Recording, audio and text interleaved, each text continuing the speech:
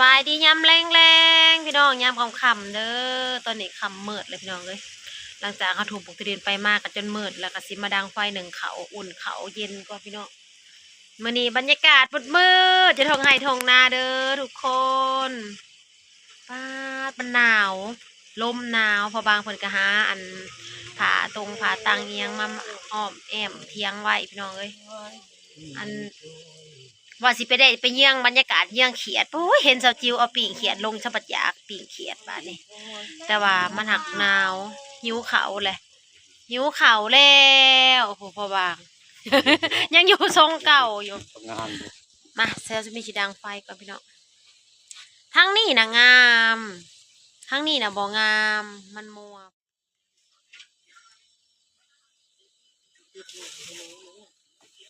ลมก็ลม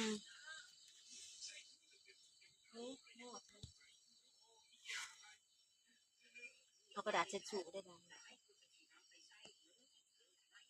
เช็ดชูได้ดังไฟหนึ่งเขาอุ่นเขาสิก่อนพี่น้องเอ้ยเขาบ่มีคนแนวกินสั่งดังบ่ได้บ่ได้เอาน้ำมันใส่อันนะคือเก่าเขานะน้ำมันบ่ได้ซื้อบ่พอน้ำมันใส่กี่เท่านะง่ายพี่น้องแต่บ่ได้เฮ็ดซะ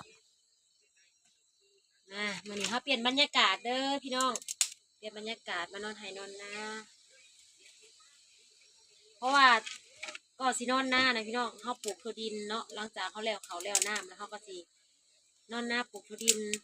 ประมาณ3-4 มื้อแหละจังสิแล้วถั่วดินก็ได้ปลูกถั่วดินแล้วจังสิได้เข้าบ้านก็ต้องนอนปลูกของแม่แก้วแล้วเหลือแต่ของสาวสุปนีสานต่อบัดนี้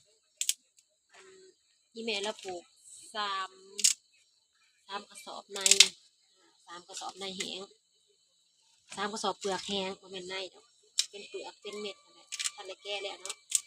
ห่อบริติดห่อสั่งห่อกิโลจักโลของสาวสุปนีก็สองอัน2 กระสอบเปลือก2 กระสอบเปลือกแล้วเฮามาแกะสิได้ประมาณ30 โลผมว่าจะพอดแบบ30 โลคือตอนนั้นน่ะ2 กระสอบตอนนั้นที่มันดิบๆนะเนาะยังได้20 กิโลประมาณ30หรือ40ผมก็จะคันติดนี่เพราะว่ามี2 สอบกับครึ่งสอบนี่อุ่นเด้ดังไฟเอาบรรยากาศกันเด้อสิใส่ฟืนนะพี่น้องเพราะว่าถ่านบ่มีนี่แต่บ้านนอกไปเลยได้บรรยากาศกินควันไฟกลุ่มผีแล้วนี่ถ่านเบิดแล้วบ่มีถ่านดังแหละบ้านนี้ทางจากเขาแล้วหมองคดินก็ยังสิได้อันตัดไม้ซุ้มถ่านอยู่ได้นี่พี่น้องเอ้ย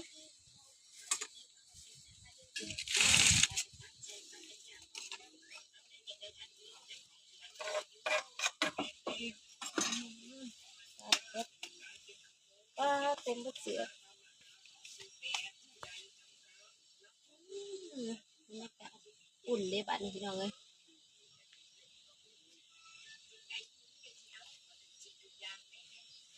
จกเขาเย็นก็ใส่ฟืนมาหมอเขาเลยทำพิธีเลยโอ้ยถอยบ่วงกันยังบ่ทันได้ล่างโอ้ย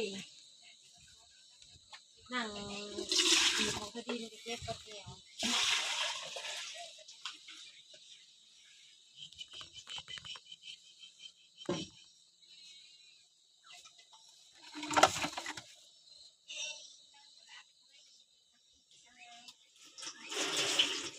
อุ่นเขาก็น้องเป็นคนนิ้วเขาแล้ว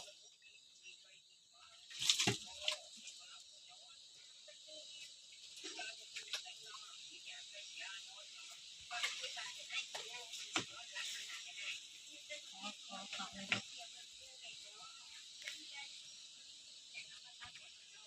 นี่ใส่นี่เลยโอเคโอ้ลูกระบาดนี่หักเขาให้นี่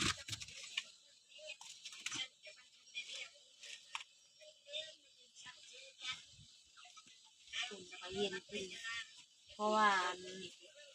หนึ่งตอนเศร้าเด้หลายพี่น้องเลยหนึ่งมือเศร้านี่หนึ่งหลายไว้เผื่อยังมาแรงเลยอุ่นเอานะ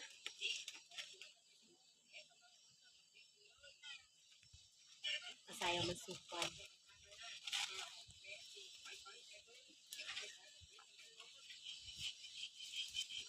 วันหน้าต้องกินปิ้งกบปิ้งเขียดนะพี่น้องปิ้งกบปิ้งเขียดตำมักถั่วยำมะเศร้าป้าพวกแซ่บ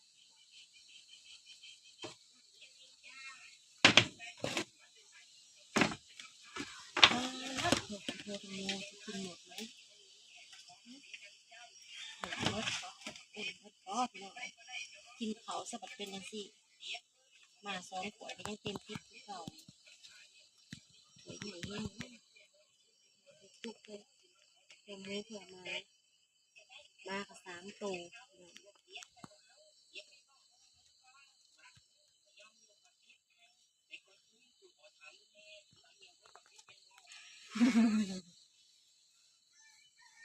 เปลี่ยนบรรยากาศดังไฟยืนหายยืนหน้ากันก็บ่หนาวได้แหละพี่น้องเลยอากาศแบบลมหนาวอยู่แต่ว่าเข้าขึ้นมาเที่ยงดังเพื่อนดังไฟแบบนี้ก็อุ่นอยู่เลยอันว่าสิเปลี่ยนนะ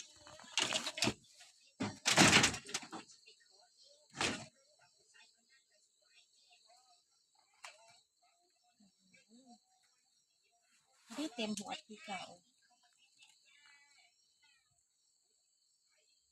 นอนกับน้องเทพไทยเนี่ยพี่น้องเอาไว้อยู่นี่นะเห็นเบิดอ๋อแต่บ่เห็นอยู่นู่นหลอดไฟเฮาเห็นอยู่เทียงครับบ่เห็นอยู่นู่นต้องซองหลอด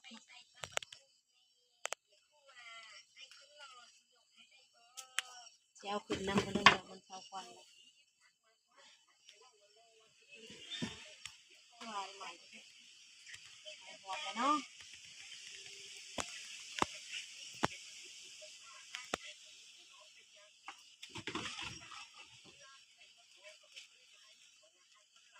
อืมไฟลุกแพงพี่น้องเลยสมัยเตรียมสมัยหัวเขาจะออกเอา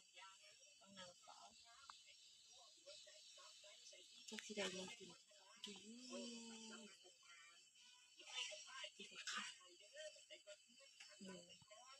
หมูก็ลืมบริตากเอาหมูมากินหมูกินแบบ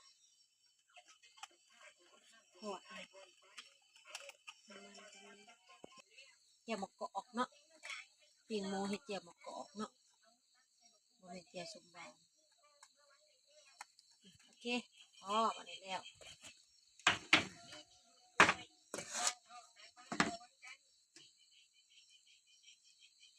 อยากกินบางข้าวหลามเด้เนาะข้าวหลามข้าวใหม่ข้าวใหม่ก็ยังบริซีซะยังบริเอาไปซีเลยกินข้าวเก่าเขาบ่มีอันนั้นบ่มีพาหมอมีพาหมอสั่งเลยเขาจะเอามาปิดเขาทำไงนะ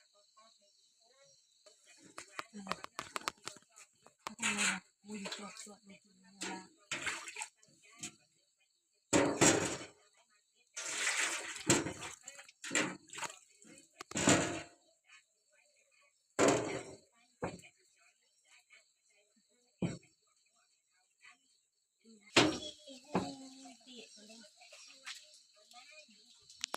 ให้เขาใหญ่ขั้นมาเอง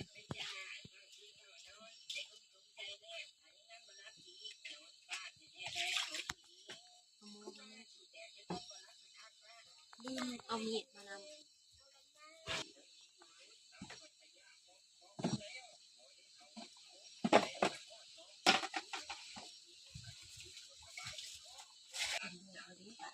แล้วลบมีดเขาได้สักมือนั้นก็คือถูตัว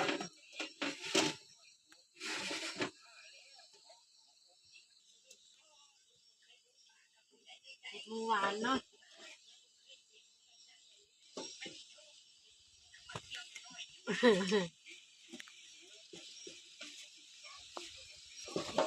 มีดจะเขาแห้งขมมาว่าสันสิเฮ็ดเป็นอันปิ้งหมูเอาพี่น้องเลยบัดนี้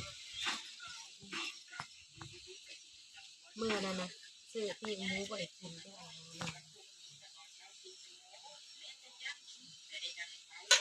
คือมักแซ่บๆนัวๆ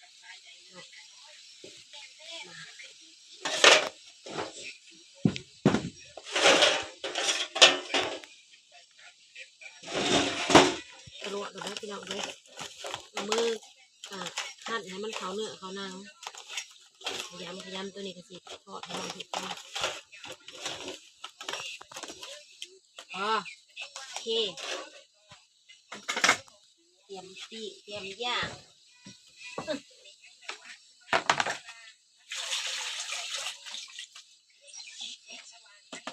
หลังแบบเดียวได้เอง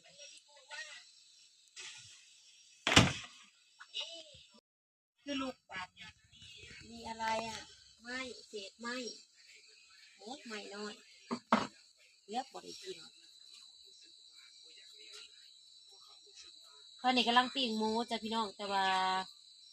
ขลุกขลักลำบากลำบนเหลือเกินถ่านเบิดเนื่องจากว่าถ่านเบิดก็มาเก็บเศษถ่านใส่ในหมูนี้มันเลยมีใบไม้มันเลยมีกางไม้พี่น้องเลยโอเคแหละพี่น้องในซาสมิก็ขอจบคลิปเพียงสำนีฝากกดไลค์กดแชร์กดติดตามเด้อเป็นกำลังแรงใจในสาระทำคลิปต่อๆไปพี่น้องมื้อนี้ก็นอนหน้ามื้ออื่นก็สิลูกปลูกทุดินแต่เช้าพี่น้องก็เลยนอนหน้าเจอกันคลิปหน้าจ้าเจอกันมื้ออื่นบ๊ายบายกินง่ายแล้วเผ็ดนะ